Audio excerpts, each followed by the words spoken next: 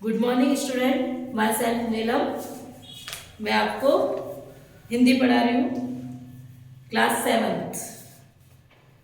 मैंने last class में आपको 18 चैप्टर पढ़ाया था, जिसमें चैप्टर पूरा हो चुका था, क्वेश्चन आंसर बाकी थे, जो मैं आपको अभी सेंड कर दूंगी, तो आप क्वेश्चन आंसर कर लेना। इसके आगे मैं 19 चैप्टर अभी पढ़ा रही हूँ, उसके बाद उसके क्वेश्चन आंसर डालूंगी, ठीक है। 19 चैप्टर जिसका टॉपिक है आधुनिक गद्य की ठिठोली, मतलब आधुनिक गद्य पर मजाक करना, हंसी उड़ाना कि आधुनिक गद्य में जो है पढ़ा लिखते समय उसमें कौन कौन से विदेशी शब्द डाल देते हैं, जिससे उसकी बेइज्जती होती है, उस पर व्यंग्य किया जाता है। यही इस पाठ का विषय है। जैसा कि मैंने शब्द में लिखा है, शब्दार्थ में लिखा है, अल्टीमेटम, चेतावनी, क्वालिटी समय, श्रेष्ठ समय, इजहार, प्रकट करना, लॉजिक, तर्क, डिजर्विंग, योग्य, अजर अमर, न मरने वाला, माथा ठनकना, शक होना, द्रवित, पिघलना, मसलो यानी मान लो। ये सब विदेशी भाषा के शब्द है जो हिंदी में प्रयुक्त किए गए हैं, जिससे आधुनिक गद्य पर एक मजाक सा बन गया है, यही इसमें बताया गया है। पाठ का विषय है अपन समय के साथ साथ भाषा का रूप भी बदलता है। आधुनिक भाषा शैली के हास्य व्यंग्यों से सभी प्रचलित भाषाओं के मिले जुले शब्दों का ढड़ल्ले से प्रयोग होता है।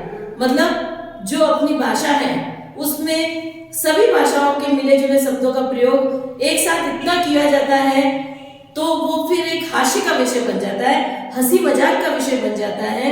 उदाहरण के लिए 2 हास्य प्रसंग यहाँ पर प्रस्तुत किए गए हैं। पहला है इंटेलिजेंट भिखारी, यानी बुद्धिमान भिखारी। भिखारी ने मुझे अल्टीमेटम देते हुए कहा, अल्टीमेटम का मतलब तो आप समझते ही हो, चेतावनी। चेतावनी देते हुए कहा,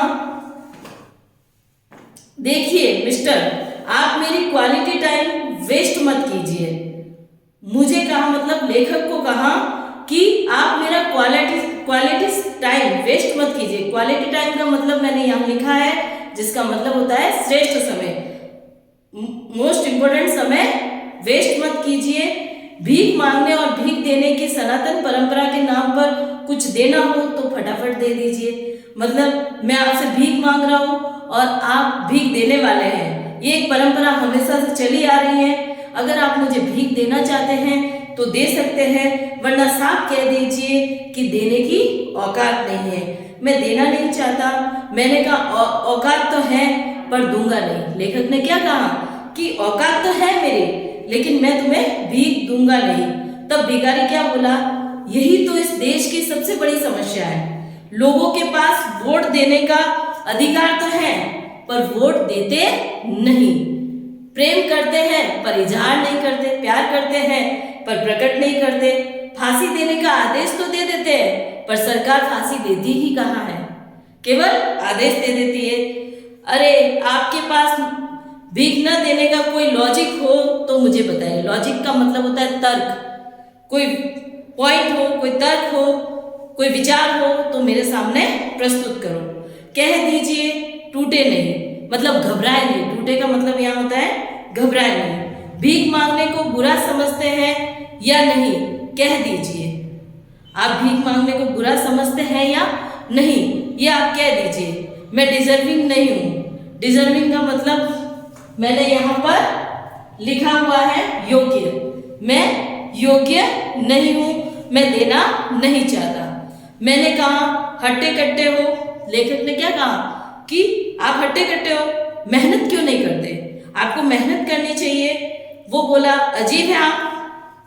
वो क्या बोला, अजीब हैं आप। अजीब का मतलब होता है अनोखे हैं आप। खुद जेब में हाथ डालने की जहमत नहीं करते, और हम जो स्कूटी दौड़ा दौड़ा कर खून पसीना एक कर रहे हैं वो आपको नहीं दिखता। मतलब आप तो अपनी जेब में हाथ डालने की कोशिश भी नहीं कर रहे। जहमत का मतलब होता है कोशिश भी नहीं कर रहे हैं, और हम जो स्कूटी दौड़ा दौड़ा कर इधर उधर घूमते हैं, अपना खून पसीना एक करते हैं और ये चाहते हैं कि कोई भीख मिल जाए और उसमें आप हमें में भीख नहीं देना चाहते। सही कह रहे थे आपके बगल वाले अग्रवाल साहब। आपके बारे में आपके पास वाले जो अग्रवाल साहब है वो अच्छे से कह रहे थे। मैंने पूछा क्या कह रहे थे अग्रवाल साहब, क्या कह रहे थे? अरे यही कि बगल वाले घर में इंसल्ट होते देखकर मेरा बीपी हाई होने लगा। मतलब बगल वाले, मेरे पास वाले जो घर में रहते हैं, उनकी बेइज्जती होते देखकर मेरा क्या होने लगा? बीपी हाई होने लगा। मैंने कहा भिखारी तू और तेरे पूर्वज रहे होंगे, मतलब तू और तेरे पूर्वज रहे होंगे। वो बोला जी सच कह रहे हैं आप, इस फील्ड में आपसे सीनियर हूँ, मैं इंसल्ट करवाने में आपसे भी सीनियर हूँ। आपकी जिस तरह से बेइज्जती होती है उसमें तो मैं आपसे भी बड़ा हूँ, सीनियर हूँ। कुछ दे या ना दे लेकिन इज्जत से बात तो करे। आप मुझे कुछ देना नहीं चाहते तो कोई बात नहीं, पर मेरे से कम ढंग से बात तो कीजिए। मैंने कहा अजीब हो यार, खुल के मना कर रहा हूँ फिर भी बेशर्मी से डटे हो। मैं तुम्हें खुलकर मना कर रहा हूँ कि मैं तुम्हें कुछ नहीं दूंगा, फिर भी तुम यहाँ डटे हुए हो, क्यों यहाँ खड़े हो? वो बोला मैं शुद्ध रूप से अपना ही काम कर रहा हूँ, मैं तो साफ मन से केवल अपना कर्तव्य निभा रहा हूँ। मेरा कर्तव्य है भीख मांगना।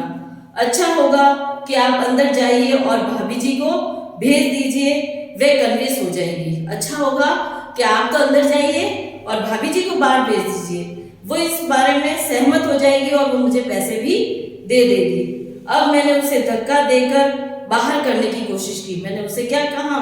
धक्का दिया। अब ऐसे तो वो जा नहीं रहा था तो मैंने उसको धक्का देकर उसको बाहर किया। बोला देखिए ये हाथापाई विधानसभाओं में ही शोभा देती है। तब उस भिखारी ने क्या कहा कि ये जो हाथापाई होती है, मारपीट होती है, वो कहाँ शोभा देती है? विधानसभाओं में, जहाँ नेता वगैरह आपस में लड़ते रहते हैं। कानून हाथ में मत लीजिए वरना एक FIR में अंदर हो जाएंगे, मतलब FIR दर्ज करवाएंगे और उसमें आप अंदर हो जाएंगे। फिर रिहाई की भीख मांगेंगे, फिर आप हमसे रिहाई की भीख मांगेंगे। मैं चिल्लाया तू मुझे बंद करवाएगा? लेखक चिल्लाया कि तू भिखारी होके मुझे अंदर करवाएगा? वो बोला लोग तो भारत बंद करा देते हैं, फिर आप किस खेत की मूली है? लोग तो अच्छे अच्छे भारत को ही बंद करवा देते हैं, तो आप किस खेत की मूली है? आप कौन सी बड़ी चीज है मेरे लिए? आपको भी मैं बंद करवा सकता हूँ। मैंने उसे फाइनली लताड़ते हुए कहा, मतलब लताड़ने का मतलब होता है डांटते हुए कहा कि इस देश में भिखारियों के लिए कोई जगह नहीं होनी चाहिए। इस देश में भिखारियों के लिए तो कोई जगह होनी ही नहीं चाहिए। इस पर वह भी पलटकर बोला आप खुद इस देश के लायक नहीं है। भिखारी क्या बोला उसे? क्या आप खुद इस देश के लायक नहीं है? ये देश बड़े दिल वाला है। ये देश क्या है? बड़े दिल वाला है। ये बाहरी आतंकवादियों की सुरक्षा और मेहमान नवाजी पर करोड़ों फूंक देता है। मतलब कोई आतंकवादी अपने देश में आता है तो उसकी सुरक्षा के लिए हम कई सुरक्षा बंदियों को लगा देते हैं, ठीक है।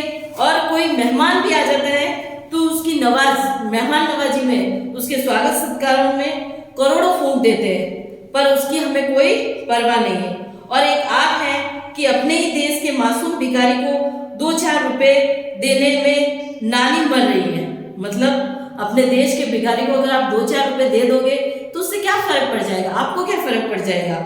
आपको तो 2-4 रुपए देने, इससे मेरा पेट भर जाएगा, पर आप तो दूसरे लोगों के लिए तो हजारों रुपए, करोड़ों रुपए वेस्ट कर लोगे, लेकिन मेरे लिए नहीं। अंत मैंने दरवाजा बंद करते हुए कहा कि तुमसे क्या बात करें, तुम्हारी तो आत्मा ही मर चुकी है। अंत में मैंने दरवाजा बंद कर दिया क्योंकि वो तो बोले जा रहा था भिखारी, तो लेखक ने क्या कर दिया? उसके मुंह पे दरवाजा बंद कर दिया। तुमसे क्या बात करें, तुम्हारी तो आत्मा ही मर चुकी है। और जिसकी आत्मा मर जाती है उससे बात करने का कोई मतलब नहीं निकलता। इस पर वो मुस्कुराते हुए बोला आपको गीता का ज्ञान नहीं है। भिखारी क्या बोला कि आपको तो गीता का ज्ञान नहीं है, आत्मा तो अजर अमर है। मतलब अजर अमर का मतलब मैंने यहाँ लिखा है, जिसका मतलब क्या होता है?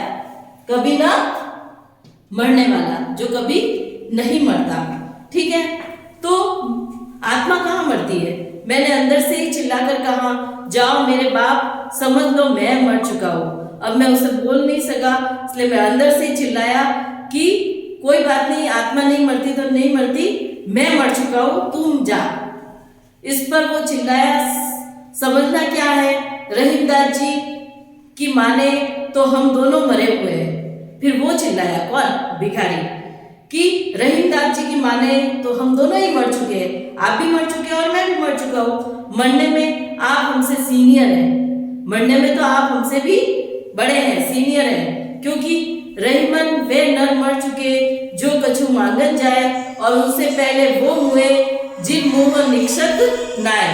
मतलब रहीम ने कहा है कि वो भी मर चुके हैं जो कुछ मांगने जाते हैं, और उससे पहले वो भी मर जाते हैं जिनके मुंह से कुछ भी नहीं निकलता।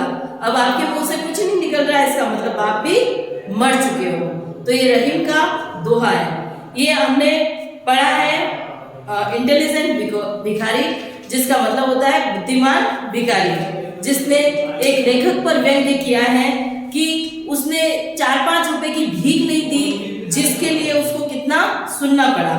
और एक भिखारी जो सब सही बोल रहा था कि यहाँ अपन के देश में नेताओं के लिए, आतंकवादियों के लिए, सबकी जगह जो है हम समय बिगाड़ देते हैं, लेकिन एक भिखारी को हम 4-5 रुपए भी नहीं दे सकते, उसको देने में हमें मौत आती है। इसके अलावा इसमें बहुत से विदेशी शब्दों का प्रयोग किया है। विदेशी शब्दों का मतलब ये नहीं कि विदेश से आए शब्द, मतलब विदेशी भाषा के शब्द, जैसे अरबी, फारसी, अंग्रेजी, जिससे कि एक जो गद्य भाषा थी हिंदी की, वो क्या बन गई, एक व्यंग्य का विषय बन गई, कॉमेडी, एक कॉमेडी का विषय बन गई। दूसरा टॉपिक है अपना दर दर बेरोजगारी। दर दर बेरोजगारी का मतलब होता है हर घर पर, हर द्वार पर जो है बेरोजगारी अपने पैर पसारे हुए हैं, अपने पैर फैलाए हुए हैं।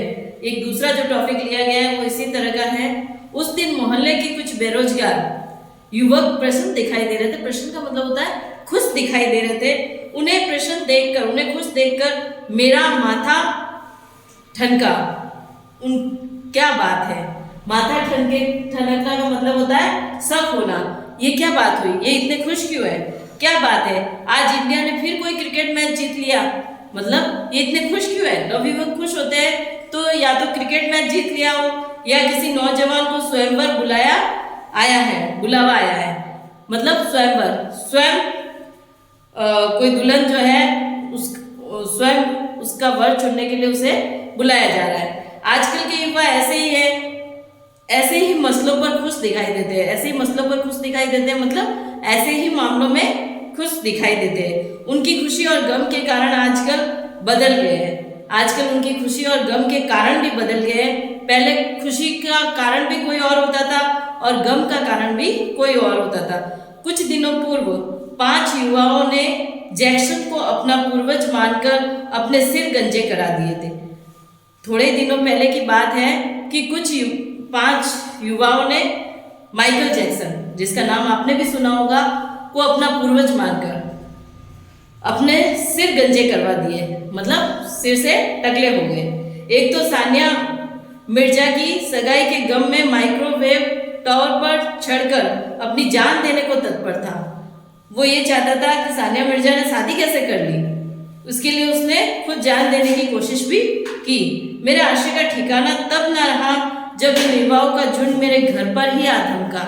मुझे हैरानी उस समय हुई कि वो 4-5 युवा मेरे घर के बाहर आकर ही खड़े हो गए, झुंड बनाकर, ग्रुप बनाकर मेरे घर के सामने खड़े हो गए। मैंने पूछा, क्या बात है भाइयों, अपने पास चंदा बंदा नहीं है। लेखक ने क्या कहा कि मेरे पास चंदा बंदा नहीं है, मतलब पैसे नहीं है देने के लिए, तुम यहाँ क्यों खड़े हो। वे बोले, अंकल हम चंदा लेने नहीं, एक चक्कर समझने आए हैं जो हमें समझ में नहीं आ रहा है। क्या आपको पता है बेरोजगारी दर कम हो गई है, मतलब बेरोजगारी अब कम हो गई है, ये सुनने में आया है, क्या आपको पता है ऐसा हुआ है। मैंने कहा इसमें खास बात क्या है। लेखक ने क्या कहा कि इसमें खास बात क्या है, अब दर तो महंगाई की भी कम हुई है। तो क्या महंगाई कम हो गई है, अब तो महंगाई की दर भी कम हो गई है। तो क्या महंगाई कम हो गई, महंगाई तो उतनी है। इन उलटबाजियों में ना फंसो। उलटबाजियों का मतलब होता है इन बेकार की बातों में न फंसो। मेरे प्रति प्रश्न से वे चकरा गए, मेरे ऐसे प्रश्न से वो क्या हो गए, चकरा गए। लेकिन तभी एक अनुभवी बेरोजगार जिसके बाल आवेदन पत्र भर भर कर पक गए थे, मतलब आवेदन पत्र यानी उसने इतने फॉर्म भरे, किसके लिए, एग्जाम के लिए, परीक्षाओं के लिए इतने फॉर्म भरे, नौकरियों के लिए इतने फॉर्म भरे, तो उसके बाल पक गए थे। बाल पक गए थे मतलब वाइट हो गए थे। और वह बोला, अंकल हम उस दर को देखना चाहते हैं, समझना चाहते हैं, उसे सिर्फ महसूस किया जा सकता है। हम उस बेरोजगारी दर को समझना चाहते हैं जिसे केवल महसूस किया जा सकता है। फिर एक लड़की बोली जो मुक्त करने वाली थी, सुंदर थी, वो बोली, नो नो अंकल प्लीज, आप उसे देखिए ना, ये हमारे फ्यूचर का मामला है। ये एक मुग्धा का अनुरोध था। मुग्धा यानी मुक्त करने वाली बहुत ही सुंदर लड़की थी, उसकी प्रार्थना थी। मैं द्रवित होते हुए बोला, मैं भी पिघल गया, इतनी सुंदर लड़की थी तो मैं भी पिघल गया। बालिके, ये एक प्रकार का आंकड़ा है। ये क्या है, एक प्रकार का आंकड़ा है, अर्थशास्त्रियों का मनोविलास है, उनकी हंसी मजाक है, उनका व्यंग्य है। इससे खुश होने की जरूरत नहीं है। ये केवल उन्होंने अपना आंकड़ा बताया, ऐसा कुछ नहीं है कि बेरोजगारी दर कम हुई है। ये केवल उनका एक व्यंग्य है, इसमें खुश होने वाली कोई बात नहीं है। मुझे बेरोजगारी की हालत पाक सरकार जैसी लगी। पाक सरकार यानी पाकिस्तानी सरकार जैसी लगी, जिसको सबूत देने पर भी माजरा समझ में नहीं आता। अगर आप पाक सरकार को कोई सबूत भी दे देंगे तो भी उनको जो है वो मामला कभी समझ में नहीं आएगा। एक बेरोजगार ने इस बीच मुझे अखबार थमा दिया। एक बेरोजगार ने मुझे क्या दे दिया, अखबार दे दिया। मैंने समझाते हुए कहा, दरों के चक्कर में दर दर मत भटको। इनके बेरोजगारी दर कम हो गई है कि ज्यादा हो गई है, इससे तुम्हें क्या लेना देना, तुम हर जगह मत भटको। वह अदृश्य है। वह अदृश्य मतलब दिखाई नहीं देती, वर्चुअल, तुम इसे फाइलों में ही पाओगे। ज्यादातर तुम्हें फाइलों में ही पाओगे, इनको देखा नहीं जा सकता, ये दिखाई नहीं देती। तुम इससे प्रभावित हो सकते हैं पर इसका कुछ बिगाड़ नहीं सकते। ये बेरोजगारी दर तुम्हें प्रभावित जरूर करेगी पर तुम इसका कुछ बिगाड़ नहीं सकते। वे युवा थे, जुझारू थे, जो जिला उद्योग केंद्र की ओर बढ़ गए। वहां प्रपोजल की फाइलें धूल खा रही थी। वे युवा थे, जुझारू थे, जो जिला उद्योग केंद्र की ओर बढ़ गए। वहां प्रपोजल की फाइलें धूल खा रही है। प्रपोजल की फाइलें धूल खा रही है मतलब वहाँ बहुत से ऐसे प्रपोजल आए नौकरियों के जो धूल में सड़ रही है, उनको कोई देख भी नहीं रहा है। अधिकारीगण कैंटीन में चाय पानरत थे। अधिकारी जो बड़े बड़े ऑफिसर हैं वो कैंटीन में क्या कर रहे हैं, चाय पी रहे हैं। चपरासी यानी पियोन के ने कहा कि प्रपोजल को ओके करवा दूंगा। पियोन जो है वहां का क्या कहता है कि प्रपोजल को मैं ओके करवा दूंगा, लेकिन लोन पास कराने में जूते घिस जाएंगे। लेकिन आप जब लोन पास कराओगे ना इसका, तो आपके जूते तक घिस जाएंगे पूरी तरह से। एक बेरोजगार ने कहा, हम काम क्यों पकड़े, बेरोजगारी दर गिरी है, हम क्यों काम करें। बेरोजगारी दर तो क्या हो रही है, गिर रही है। काम खुद चलकर हमारे पास आएगा। काम क्या करेगा, हमारे पास खुद चलकर आएगा। तो लेखक ने कहा ऐसा कुछ नहीं है, ये तो केवल फाइलों में ऐसा है, अखबारों में ऐसा छपता है, ऐसा कुछ नहीं है। तुम्हें खुद काम ढूंढना पड़ेगा और काम करना पड़ेगा। तब एक पियोन बड़बड़ाया, पगला गए हो क्या, ऑस्ट्रेलिया इंग्लैंड में तो महामारी हो रही है, चीना झपटी मची है, तुम्हें रोजगार घर बैठे मिलेगा। तब एक पियोन क्या बोला, तुम पगला गए हो, ऑस्ट्रेलिया इंग्लैंड में तो महामारी जो है हो रही है, चीना झपटी हो रही है, एक दूसरे से लड़ झगड़ रहे हैं, तुम्हें तो रोजगार घर बैठे मिलेगा, जॉब घर बैठे मिलेगा। उसी क्षण एक नेताजी प्रकट हुए और युवकों को ट्रक में भरकर रैली में ले गए। एक नेताजी मिले और जितने भी युवक थे सबको ट्रक में भरकर रैली में ले गए। जो नेता वगैरह रैली निकालते हैं उसमें ले गए। कुछ दिन बाद पता चला कि वे बेरोजगार प्रकोष्ठ के अध्यक्ष बन गए। वहां के क्या बन गए, अध्यक्ष बन गए।